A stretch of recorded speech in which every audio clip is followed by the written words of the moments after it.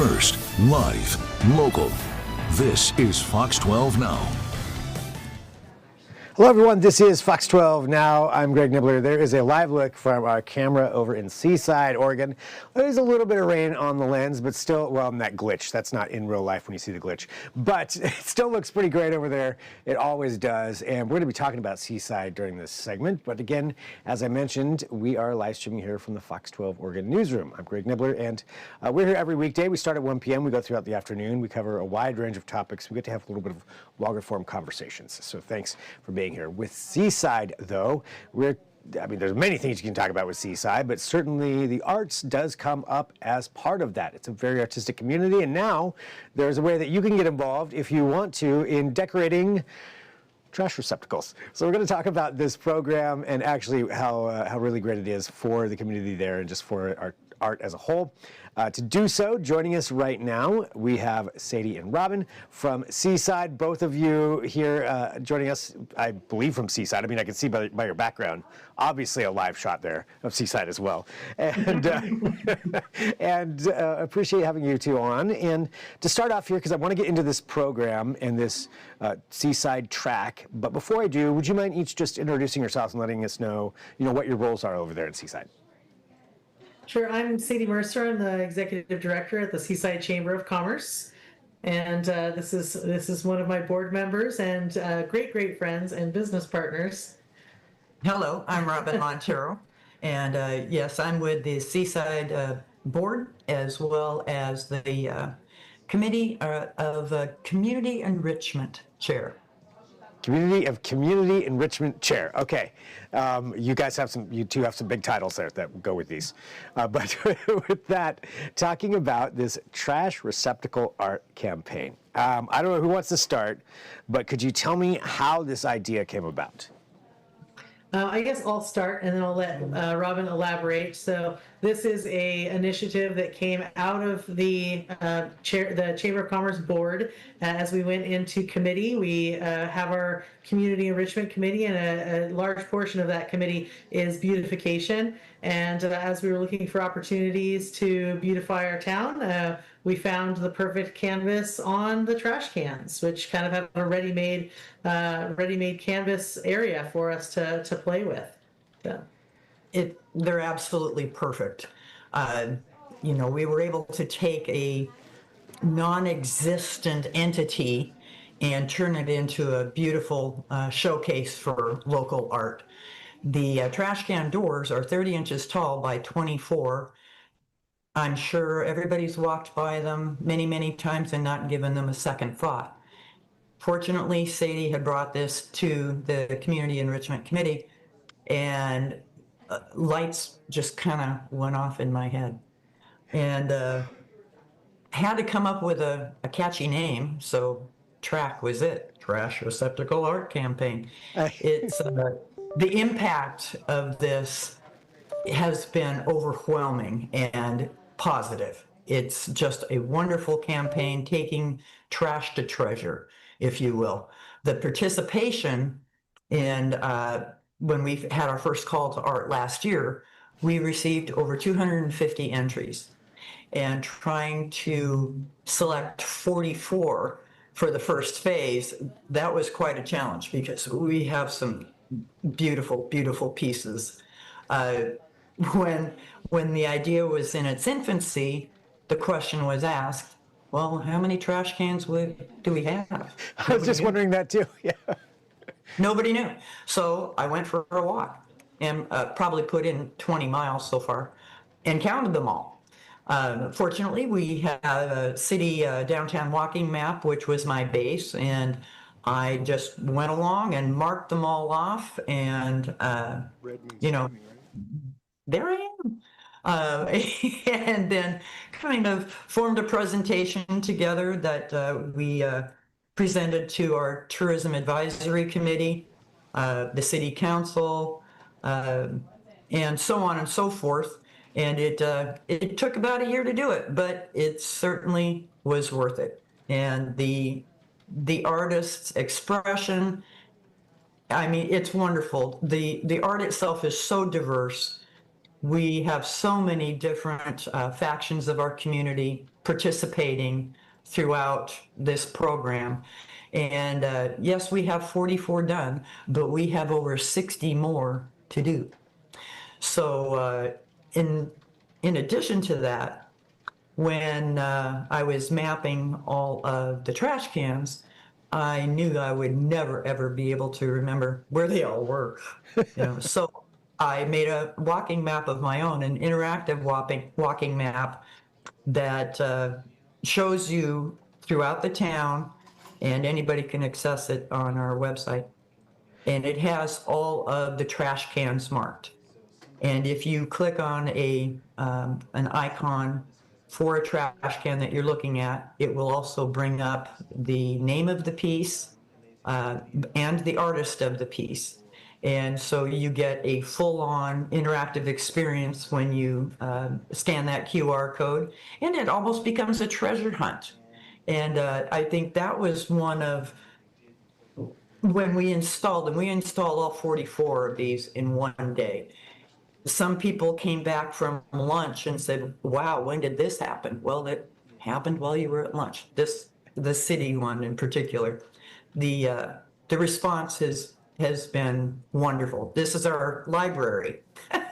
So just on a side note, every piece that has been placed has been intentionally placed, like the library that you had seen. She's reading a book. Why not read a book at the library? It's an invitation to have people come into our library as well. Which just makes sense. Yeah, having that aspect. Fun. Yeah, of bringing that in there. Now, I want to know, so you have all of these different pieces, all around town, and you're looking for more. So who are some of these artists, or how did you find these artists that are creating these pieces on all of the trash cans?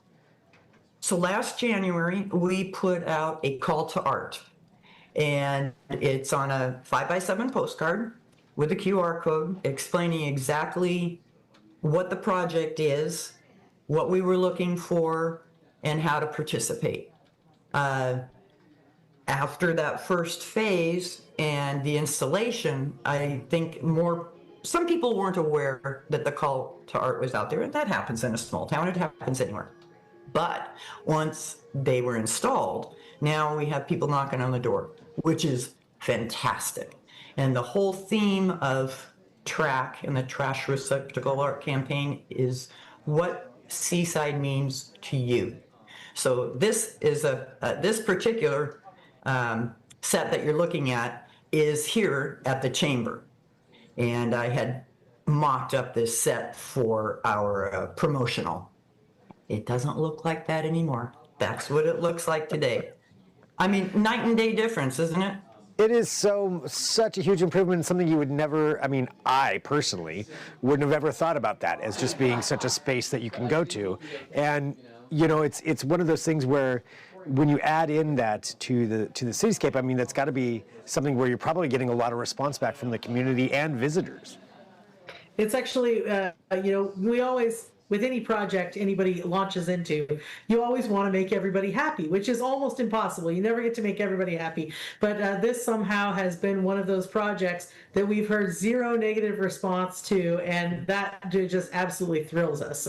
We love it. It's hard to complain about public art, but this is, because it's so varied as well, everybody can find something that they enjoy in the art. And there's different mediums too. Robin, the piece that Robin is in front of is actually a photograph of her felt art. She's an incredible felt artist, and this is what you're seeing right now is an old photo from the Montag photo shop back in the early 1900s. So Wow. it really is varied in its subject matter, ranging in ages, of course. The youth were encouraged to get involved, and it's really important to get the youth involved to submit their art too, so they can feel a part of the community as they traverse the community and get to see their own art, and they have a pride in their community too. And so that's been a really enjoyable aspect to that as well. Absolutely. How can you not smile on a winter's day when you're walking by those,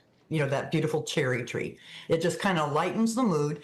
As we know, as your weather cam, it shows us, it gets gray here. Yeah. and having art, it just somehow, it puts a smile on your face without any expense incurred. It's a marvelous thing to have. It certainly has brought a lot of our community together. And it's not just, the program itself is not just restricted to residents of Seaside. It's open for anybody, but like I said, the theme is what Seaside means to you. This is the Chamber's gift to the city. And I mean, who doesn't love mermaids? Right. I mean, all of these different options. So you mentioned that the theme is, what Seaside means to you. So for a prospective artist out there, what are some things that they should think about when they're preparing to put a submission in? I think I'm going to contribute first, and Robin can.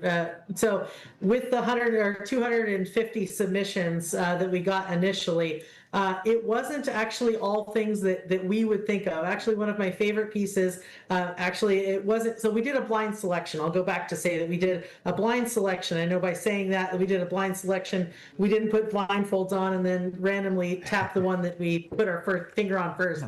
But no, we had a group of us, and we all chose our favorite 44. And then, of course, as we found commonality, then we narrowed that field down from 250 and narrowed it down to the 44. So it actually is a great selection process. But some of the submissions, one of my favorite is of a skunk cabbage, and we have skunk cabbages in Seaside. Mm-hmm. It's not that it wasn't a theme, and that one really spoke to me. I really absolutely love it. And so it really can be anything. You wouldn't necessarily the cherry tree one. We aren't known for our cherry trees, but we have cherry trees, of course, in Seaside, and so that meant something to that artist, and that's why they submitted that.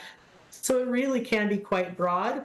And it really, a lot of things can fit within that box. You could have a picture of something extreme. You could have a picture of a lobster where we don't have lobsters, but because you have had a lobster hanging in your vacation rental, maybe that's what Seaside means to you. So it really can be varied with the submissions. Many. Oh, go ahead. Oh, I was going to say, Greg, that previous shot you just showed, it is called Swanee River, and that particular painting is of one of our swans that you can rent and go up and down the Nicanicum River, and it's placed at Quatat Park right above the dock where you would rent these. So apparently this meant something and invoked those warm, fuzzy feelings of why people come to Seaside. And I've never met anybody who's come who doesn't have a previous memory. And if they hadn't, they look forward to making many, many more memories here in Seaside. I mean, we're at the beach. It doesn't get better than... It doesn't. I mean, I have so many memories I can think of just from myself personally in Seaside, let alone... Submit your art. Yeah, I don't know if Seaside's ready for my artwork, but I'd rather look at the experts do this. But still, that's just amazing. And so for these submissions, how long, for everybody out there, how long are you going to be accepting those, and where can they go to put theirs in? Well, right now we just launched, as we said, the second phase of the call to art. All information can be found on the website, seasidechamber.com. Mm-hmm. There you go. Submittals are closed on March 1st. And from there, we will have 3 blind selections. And the installation plan is by the end of April, beginning of May.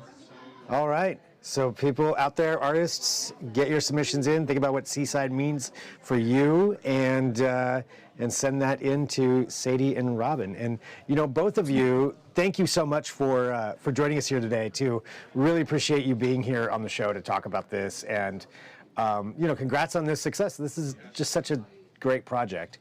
And thanks so much for having us and featuring this. It's a fun project. Yeah. Thanks, Greg. We hope to see you here soon. Oh, yeah, definitely. Definitely, yeah. It's painful just looking at the live weather cam all the time, and then I don't get to actually be there. So, yeah, I just torture myself. But we'll definitely get out there soon and check all these out. Well, thank you so much for both of you being here on Fox 12 Now. Take care. And for everybody watching, again, we are live streaming here. We cover a wide range of topics, but we get to do things like this and really, talk about a longer form segment, an interview with people like Sadie and Robin talking about what's going on there in Seaside. If you want to check out all of our segments, you can do so on the Fox 12 Oregon app. It's a great way to watch us live or after the fact. If there's breaking news between 1 and 4, I'll be here for you with that as well. But for now, we will sign off. I'll talk to you soon. I'm Greg Nibbler. This is Fox 12 Now.